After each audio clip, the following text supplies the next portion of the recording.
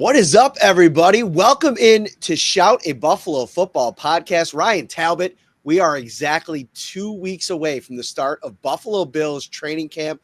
We're checking in with an episode this week.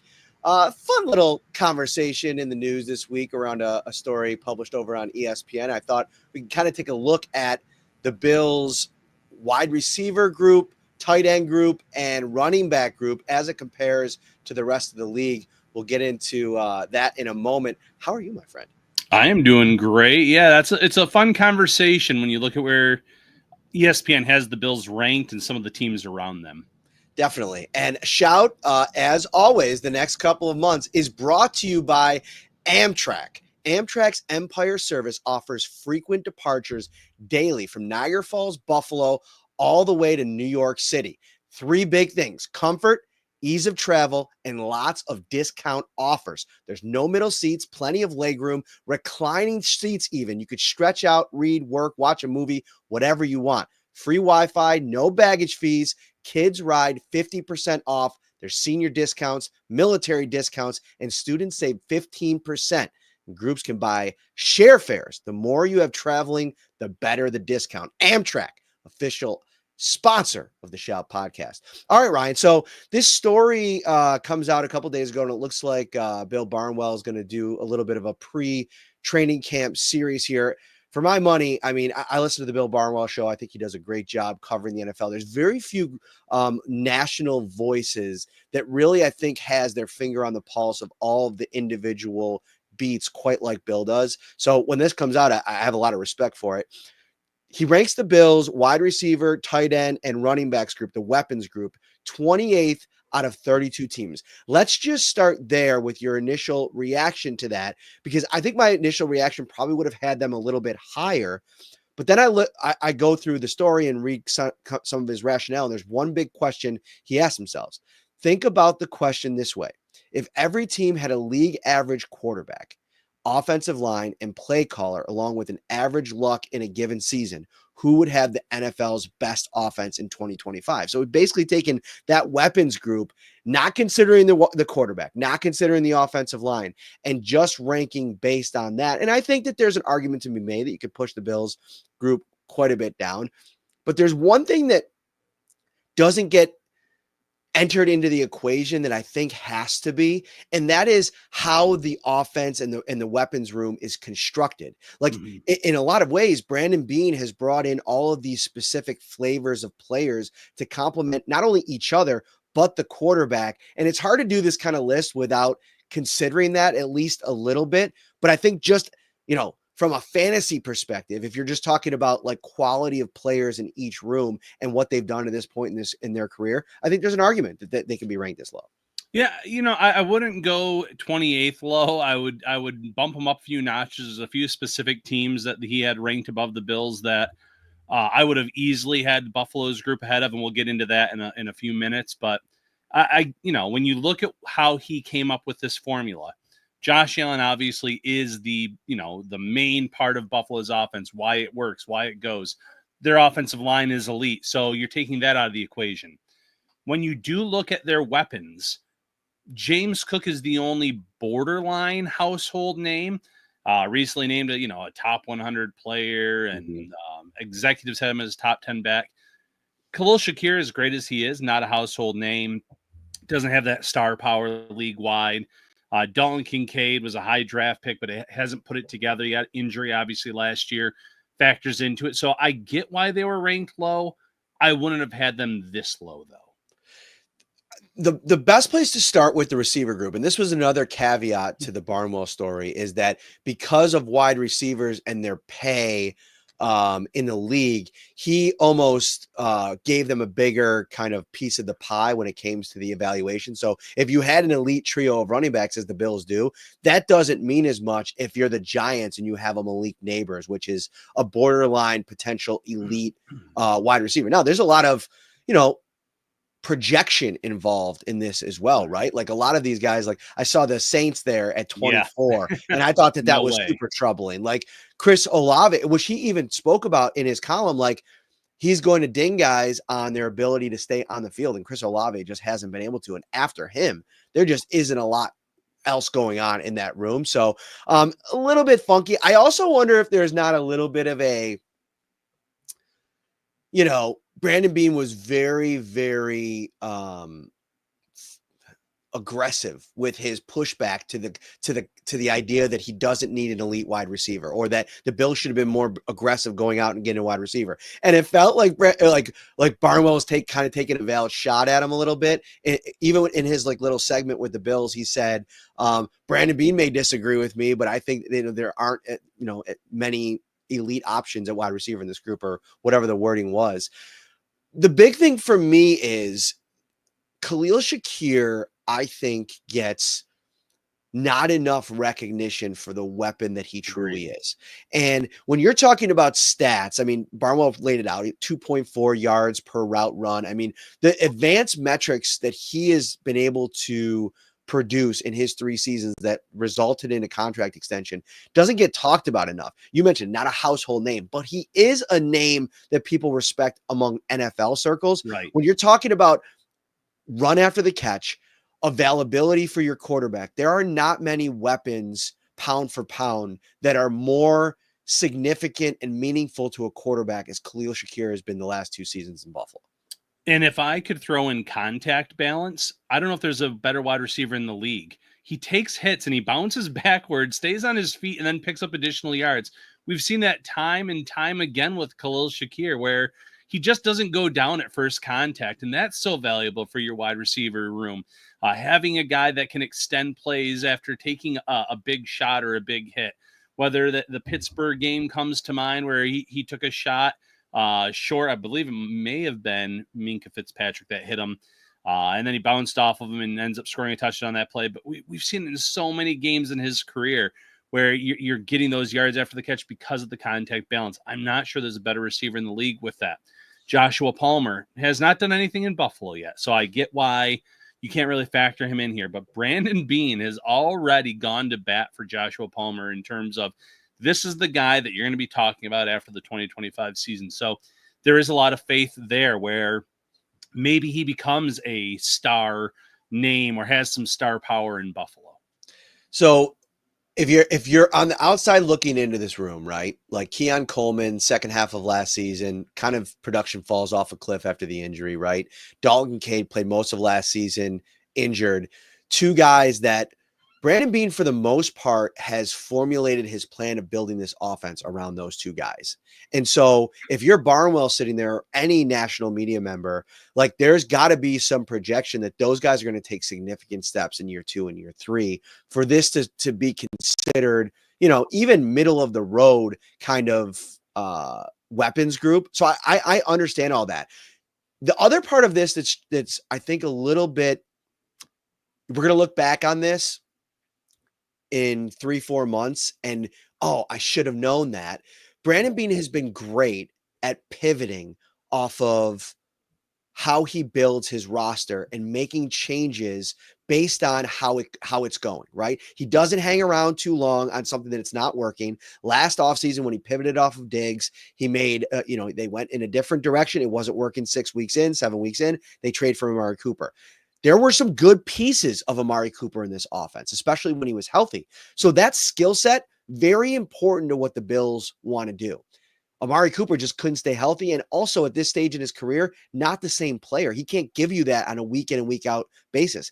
So I think Brandon Beane should get the benefit of the doubt with now implementing Josh Palmer in that role to be able to say, okay, this specific skill set, while maybe not going to be this all Pro Bowl caliber wide receiver, is going to have an impact on other players in the offense. Again, we haven't gotten to the running backs room. We haven't really gotten much to the tight ends room yet. They were devalued in this exercise by Bill Barnwell. And I think you make an argument the Bills running backs room is one of the top rooms in the league. We'll get to that in a second. But Palmer has to be part of this thing in projecting what I think could be a significant jump. I know he played with Justin Herbert, but because his skill set was specifically valued and they're paying him for it at $12 million per season, aligning with Josh Allen could produce a career year for Josh Palmer. Yeah, 100%. He is going to be a big part of this offense based on his separation ability. And we've talked about Shakir. So there's two names right there. Keon Coleman pre-injury was putting up decent numbers, not consistent week in, week out, but he had his moments. Had some really nice games. Seattle game comes to mind, obviously. They're banking on Curtis Samuel to stay healthy this year. They took a flyer on Elijah Moore, and we saw how well he, acclimated to this offense in the spring, and it'll be fun to see what he can do in the summer. So there are that variety of weapons that you mentioned earlier in this segment where there's a little bit of everything for Josh Allen to utilize. We saw last year where he took a no-name room and he ended up being the MVP. I think there's a little bit more talent in this room from a wide receiver perspective.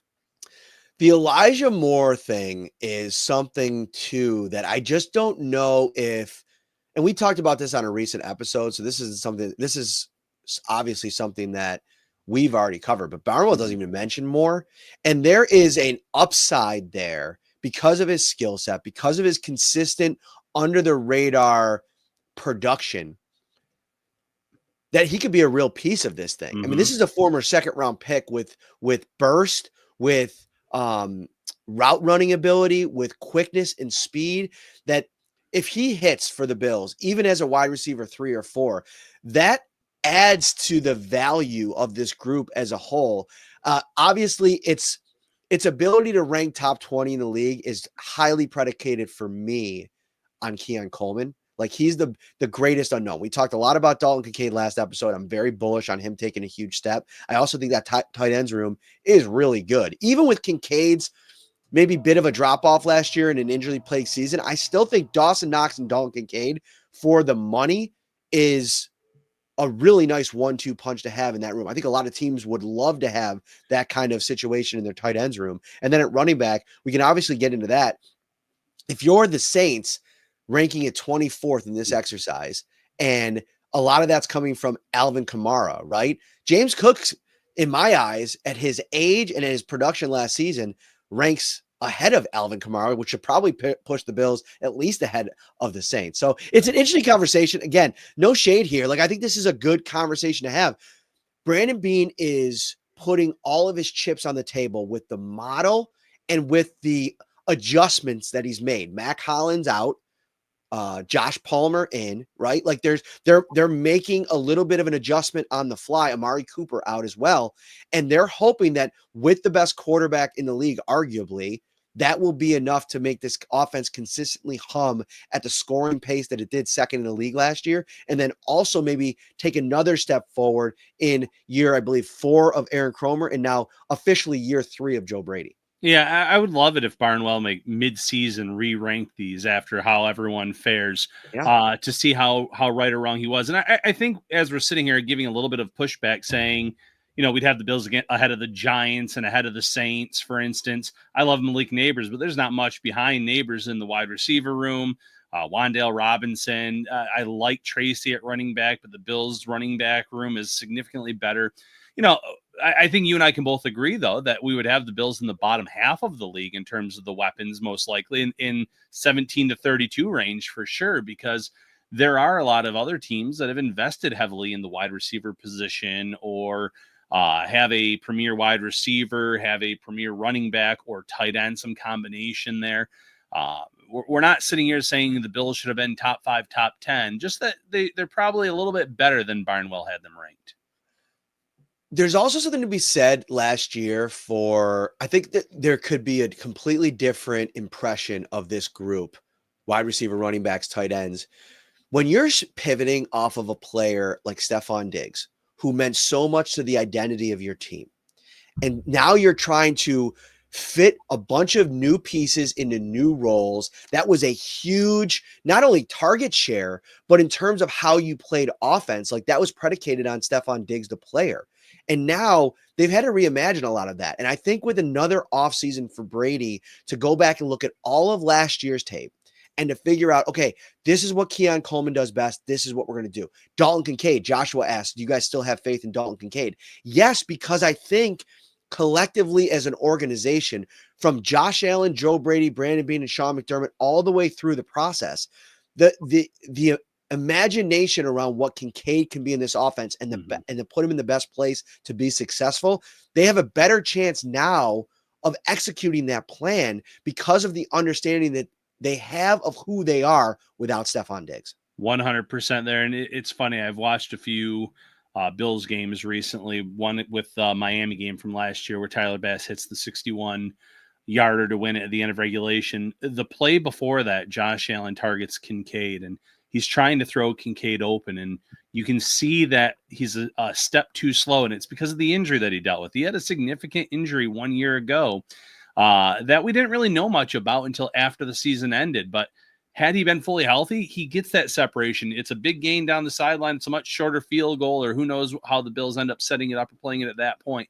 But the chemistry needs to be worked on there a little bit. There's been some ups and downs in the first 2 years, but Kincaid also set franchise records as a rookie in that tight end room. And I know the Bills have never had this unbelievable tight end weapon in their history, but to do that as a rookie shows you the talent is there. Now you're going to get a healthy version of him in 2025, and I think it's going to pay off for this Bills offense. Ryan, we had ourselves one heck of the start of the week here as we head out to the National Comedy Center. We've been talking about it for weeks here on the podcast that we were going to get out to Jamestown, check out the National Comedy Center, and it was just an absolutely awesome experience. Like, we did a little bit of everything, right? Like, they have this one cool digital wall, right? And it's got it spider webs off of comedians, and you press a comedian and then it links to 3 different other comedians that are kind of similar. So you could kind of take this journey through comedy in a way to learn about new comedians. You get to watch videos from whether it's their TV shows, movies, stand-up skits. I was telling you after we were doing that, I could have stood at that wall for probably about 3 hours. We were there for a couple hours. It was a really fun time. I was blown away by the technology, and the board that Matt's referring to, you ended up getting this band when you first walk in, and you put in all your preferences of comedies, your favorite comedians, your favorite TV shows, movies. And then when you scan it on that wall, it shows you some comedians that you're interested in. And from there, it branches off, as you mentioned, in great video clips. I had Gene Wilder on there, Richard Pryor. So I was a big fan of Brewster's Millions growing up. I love, some of those older comedians. The green screen with the Dumb and Dumber and Anchorman, I Love Lucy. There's 15 different scenes you could do there. They have this joke center there where you have a 3-dimensional or a 3D version of Jimmy Fallon. Unbelievable technology. I can't rave enough about this spot. Just, kind of hiding away in Jamestown, New York. Dude, we made our acting debut as well in the green room, and we are going to bring you into that real quick clip right now. Honest reviews. Give your honest takes. Brasky was giving me a hard time. He said my acting chops were not at the level of Talbot, so we'd love to hear what you think. Here we go.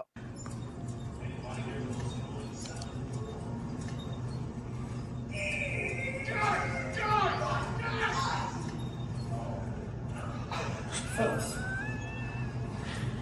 you think we could listen to the radio or something? Radio? Who's the radio? Ready, Gary? Nah. Yeah. Yeah. Bird. Yeah. Yeah. Yeah. Mockingbird. Oh, everybody. Have you heard? Mockingbird. Hey, boy, look. There's some people who want to ride too. Here, come on. That's awesome. That is cool. Pick them up, right? If I had it all to do over again, I think I could have brought a little bit more moxie to the segment, a little bit more pizzazz, if you will. I don't know if I really brought it to the level that you brought it to. And I'm sorry that the volume wasn't great there, but I wish we could have gotten an actual digital copy of it that we could have played. And if you're listening on audio, that was probably horrible. You're like, what was that even? So watch it on the YouTube clip so you can at least see our goofy faces doing the scene from Dumb and Dumber. That's right. I pulled it out for that shriek as well to really bring that annoying noise in there. Yeah, do it again so they can hear you at home. Oh no, I'll do that one. No. Do it again real quick. Let's do the scene right now. There you go. Wow. That is great. Dude, you are, I think I agree with Chris in the comments. You are an absolute natural.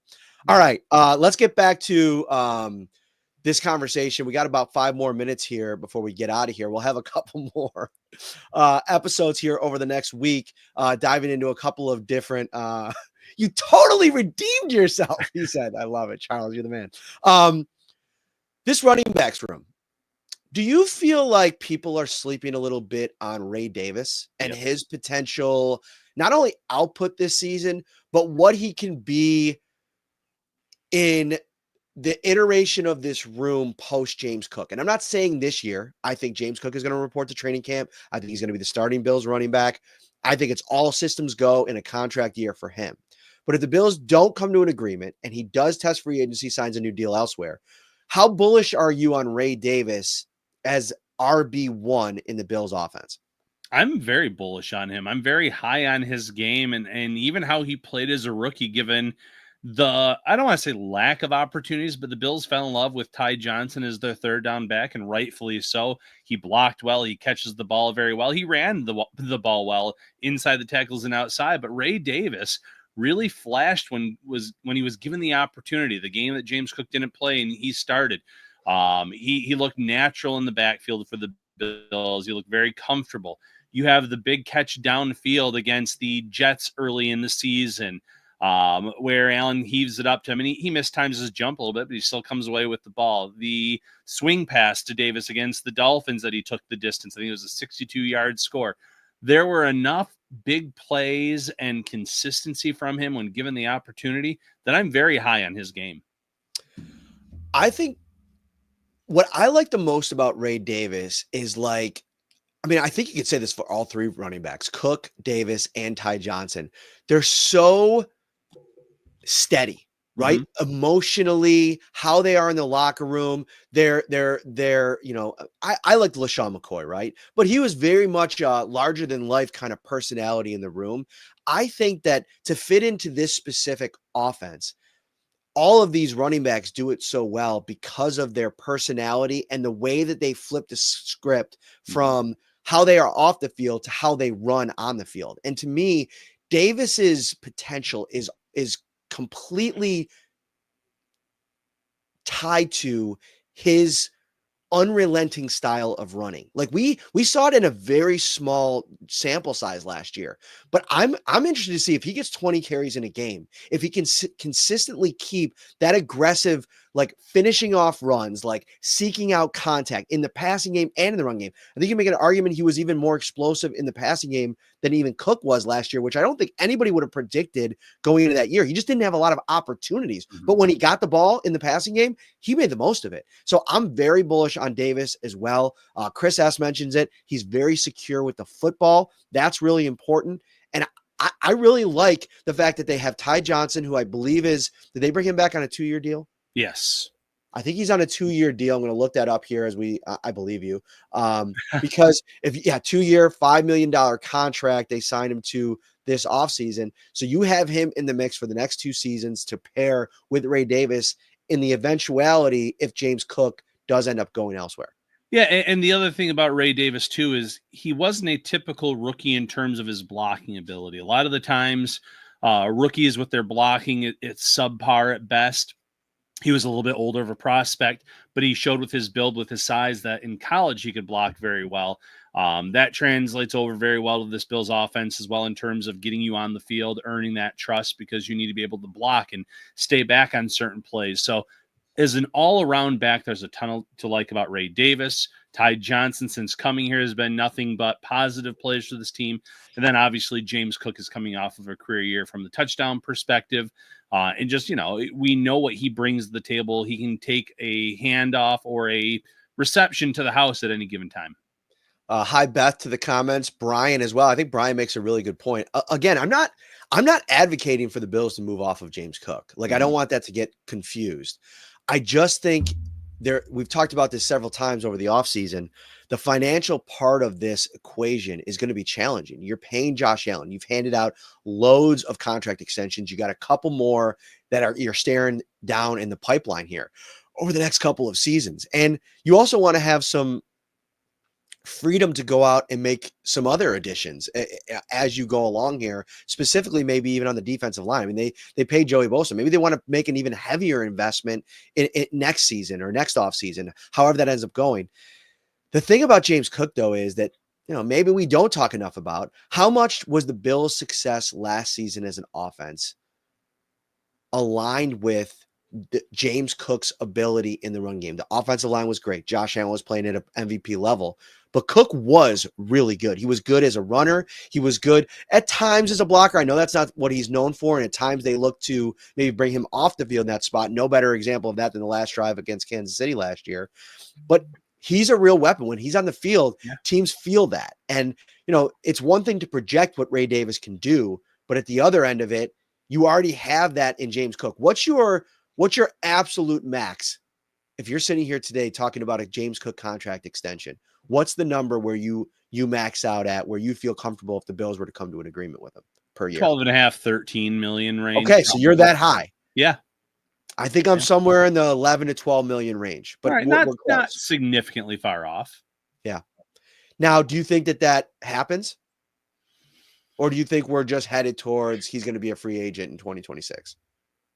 All indications are that there haven't been many negotiations. From all the analysts, everything else is kind of at a standstill, but they still say there's this glimmer of hope. Jeremy Fowler was the last one to say no movement on the talks, but there's still a hope that something can get done.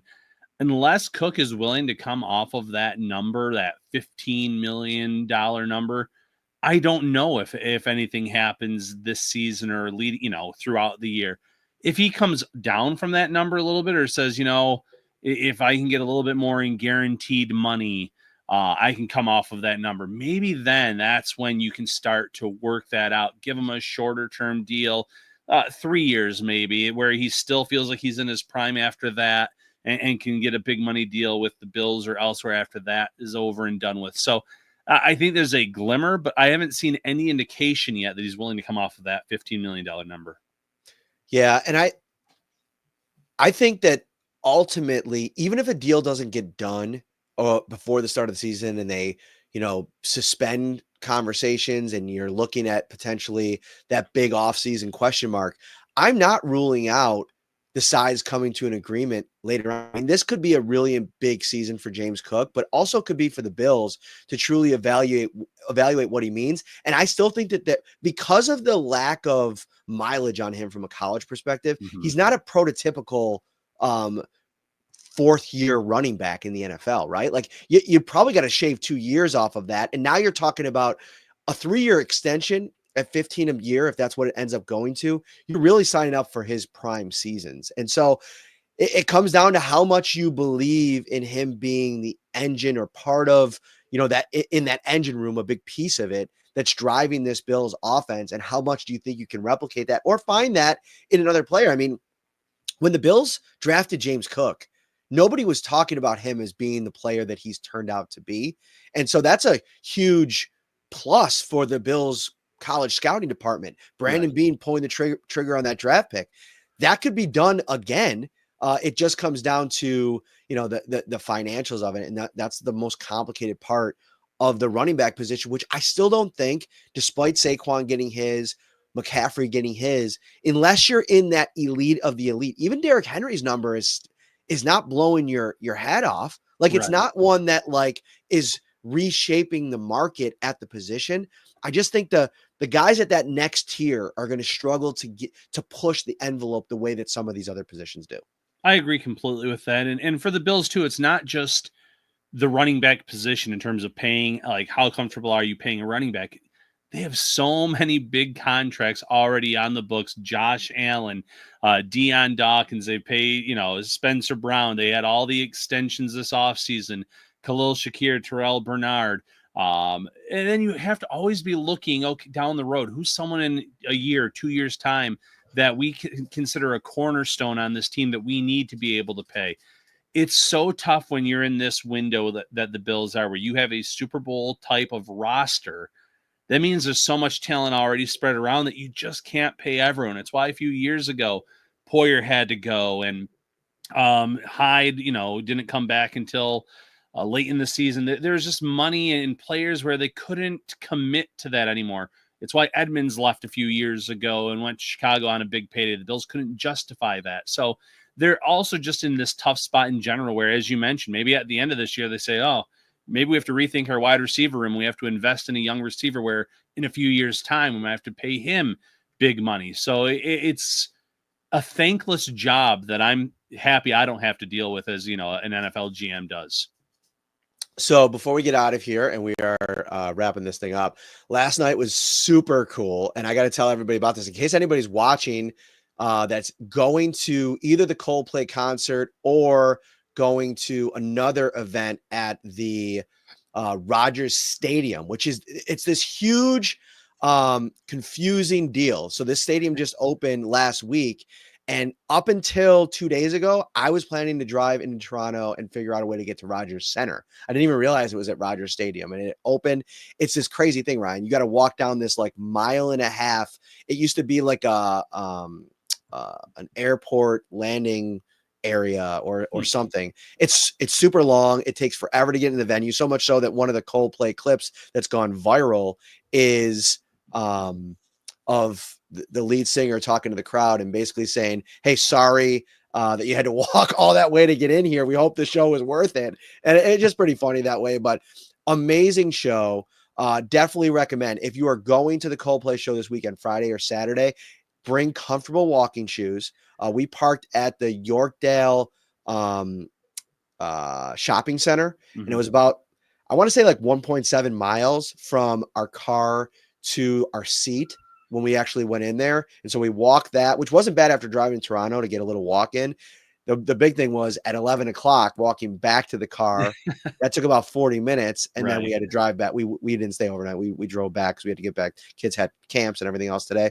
But it was an awesome show, and it was super cool. Me and my wife don't do, as you know, it is like when you have 2 kids, you don't do a lot of things together at this point, like just solo. More so as the kids get older, I'm noticing. And so it was super cool.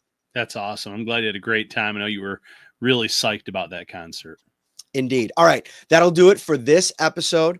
We will be back in the coming days. I think we'll drop one more this week, and then we'll have a couple of next week as we start pushing towards training camp. 2 weeks away, man. It is going to be here before you know it. Make sure if you're traveling this summer anywhere in New York State, get yourself, take all of the like frustrating parts of it, get a ticket on Amtrak, go to the station, get on the train, put your feet up, ride in style, get some work done, get some sleep, check out the beautiful views. The views are absolutely awesome. We're also brought to you by the National Comedy Center in Jamestown. We just did it. No excuse now. Go and let us know how it goes. August 7th, getting it in your calendar, we'll be live at Dorado in Rochester. Wingnuts is coming out for a pop-up event.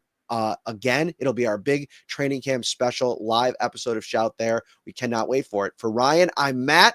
See you soon, everybody. Take care.